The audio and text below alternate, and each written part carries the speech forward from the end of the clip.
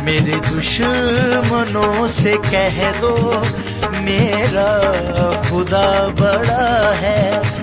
Shahbaz Khan blogs में आप सबको खुश आमदीद और मेरी तरफ से आप सबको सलाम। आज का हमारा ब्लॉग बनाने का टॉपिक ये है कि इसराइल और हमास की जंग की असल वजूहात क्या हैं।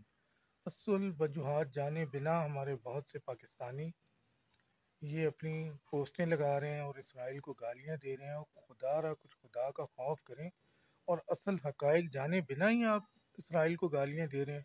इसराइल को गाली देने का मकसद है कि आप हमारे प्यारे नबी हज़रत यकूब अलैहिस्सलाम को गालियां दे रहे हैं, क्योंकि उनका नाम खुदा ताला ने इसराइल रखा था। और आप ये भी सोचें कि हमारे जितने भी नबी गुज़रे हैं और जितने भी नबी आए थे वो इसराइली ही थे, इसराइल में ही से थे।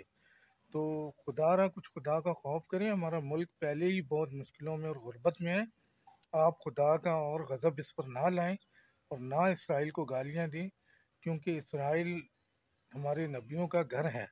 तो कुछ खुदा का खौफ करें। और अब हम असल बात पर आते हैं कि इसराइल और हमास की जंग की असल वजूहात क्या हैं।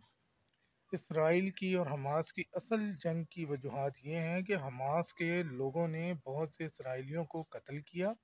900 से ज़ायद इसराइलियों का कत्ल कर चुके हैं वो। और बहुत सी औरतों के साथ जिनसी ज़्यादती के बाद उनको कत्ल किया गया। बहुत से बच्चों को कत्ल किया गया। और उस वजह से तंग आकर इसराइल ने हमास पर हमला किया। और जंग की असल वजूहात यही हैं। तो बिना सोचे समझे और बिना कुछ सोचने के बिना आप कोई काम करते हैं तो वो गलत है। वो दुनियावी तौर पर भी गलत है और रूहानी तौर पर भी। और आप नबियों को गालियां दे रहे हैं। इसराइल को गाली देने का मतलब ये है कि आप नबियों को गालियां दे रहे हैं। तो हज़रत यकूब अलैहिस्सलाम का मैं पहले आपको ये बता चुका हूँ कि नाम इसराइल रखा गया था, जो बाप इब्राहिम की नस्ल में से हैं। तो आप जो है पूरी सुन्नत इब्राहिमी को गाली दे रहे हैं।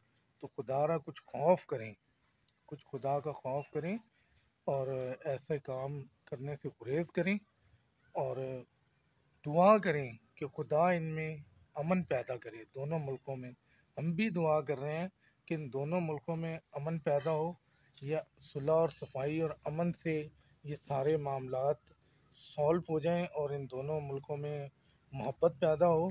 इसके लिए आपको दुआ करने की ज़रूरत है और अच्छी पोस्टें लगाएं, अच्छे तरीके से इस जंग की जो है वो मजम्मत करें, ना कि आप गालियां दें। और बहुत सौ ने तो ये तराने भी बना दिए हैं कि मैं वो अल्फाज नहीं बोलना चाहता कि इसराइलियों को वहाँ से हमास से भगा दो। तो भाई ये ऐसे तराने ना लगाएं। ये आप क्यों खुदा के कहर के और गज़ब के नीचे आ रहे हैं। आप दुआ करें और दोनों मुल्कों में अमन और सुलह के लिए खुदा से फरियाद करें। तो इंशाल्लाह खुदा ने चाहा तो ये दोनों मुल्कों का मामला सॉल्व हो जाएगा। तो पाकिस्तान और पाकिस्तान के लोगों से मेरी हाथ जोड़कर ये गुजारिश है कि ऐसी गलत पोस्टें ना लगाएं। तो मैंने यही आपसे बात करनी थी और असल हकाइक आपको बता दिए हैं, असल वजूहात कि ये इन्होंने जो हमास के दहशतगर्द हैं उनको हम दहशतगर्दी कहेंगे। जो ऐसे काम करते हैं, कत्ल व गारत और औरतों की इज्जतें लूटते हैं, उनको हम लोग दहशतगर्द का ही नाम देंगे। तो ये इन दहशतगर्दों ने ये किया और उस वजह से जो है ना इसराइल ने उन पर हमले करने शुरू किए और ये जंग का आगाज़ हुआ।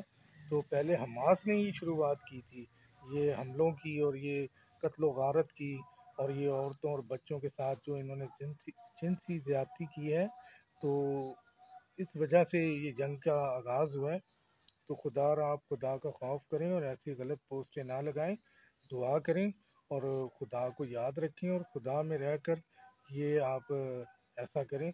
मैंने आप सबसे यही कहना था। आप सबका बहुत बहुत शुक्रिया और वीडियो को पूरा देखने के लिए और सुनने के लिए मैं आपका शुक्रगुजार हूँ। तो मिलते हैं आपसे अगली वीडियो में। खुदा हाफिज़।